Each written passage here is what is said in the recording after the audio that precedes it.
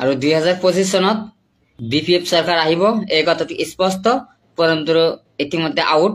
কোৱা হৈছে আৰু আউট হ'বই এই কথাটো স্পষ্ট কোকৰাঝাৰত আমাৰ হাগ্ৰামা মহিলা ডাঙৰীয়া খাম্বা বৰকাৰী যি প্ৰাৰ্থী আছিল নাঙ্গলৰ তেওঁলোকে জিকিছে একমাত্ৰ খাম্বা বৰকাৰী ভোট দিয়াৰ কাৰণটো হৈছে পৰমদৰু মানে পৰমদৰু যিখিনি কাম কৰিছে বা বিটিসি যিখিনি অন্যায় অত্যাচাৰ কৰিছে তাৰ কাৰণে পৰমদৰুক মুখখিনি চাই নাঙ্গলক ভোটখিনি দিছে একমাত্ৰ পৰমদৰুৰ কাৰণে বিটিসি দিছে কাৰণ বিটিসি মানুহক যিখিনি কাম কৰিছে যিখিনি বিটিসি ৰাইজক হাৰাস্তি কৰিলে একো কৰিব পৰা নাই তাত 4টা বছৰ গল প্ৰায় 5টা বছৰ ৰুলিং চলিব গতিকে 5টা বছৰি ৰুলিং চলি আছে পৰমদৰুৰ শাসনত কি কৰিছে কি কৰা নাই অনলি বিটিসি বিক্ৰী কৰিছে সব কিছুতে বিক্ৰী কৰিলে কৰাৰ পিছত কিছুমান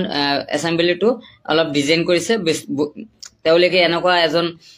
চিবে বস্তুখিনি যিখিনি সামগ্ৰী আছিল সেইখিনি হাগ্ৰামাৰ সামগ্ৰী তেওঁলোকে বিক্ৰী কৰি দি তেওঁ নতুন মানে নিজৰ পইচা সেই পইচা যদি ৰাস্তা ঘাটত কৰিব পাৰিলে হয় ৰাইজে নিশ্চয় তেওঁ সুযোগ এবাৰ কৰি দিলা হয় গতিকে তেওঁলোকে পৰমদৰুক এবাৰহে সুযোগ কৰি দিছিলে